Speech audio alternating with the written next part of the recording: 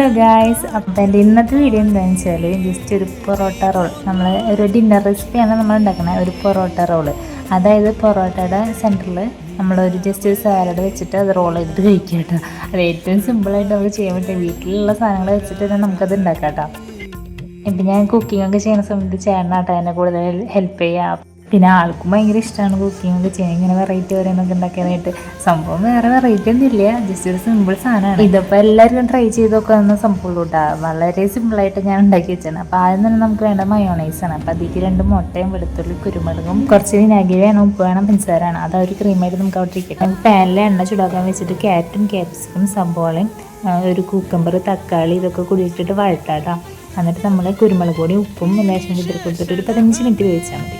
പിന്നെ നമ്മളൊരു ബൗളിലേക്ക് മാറ്റിയിട്ട് ചിക്കൻ കട്ട് ചെയ്ത് വെച്ചാൽ മിക്സ് ചെയ്യുക, മയോണൈസ് മിക്സ് ചെയ്തിട്ട് പൊറോട്ടയുടെ നടുവിലേക്ക് വെച്ച് കൊടുക്കാൻ വേണ്ടിയിട്ട്. എന്നിട്ട് റോൾ ചെയ്ത് കൊടുക്കുക. അപ്പോൾ സംഭവം സെറ്റ് സാധനമാണ്. എല്ലാവരും ഒന്ന് ട്രൈ ചെയ്ത് നോക്കാം. വീഡിയോയിൽ കാണാം കേട്ടോ. ബൈ.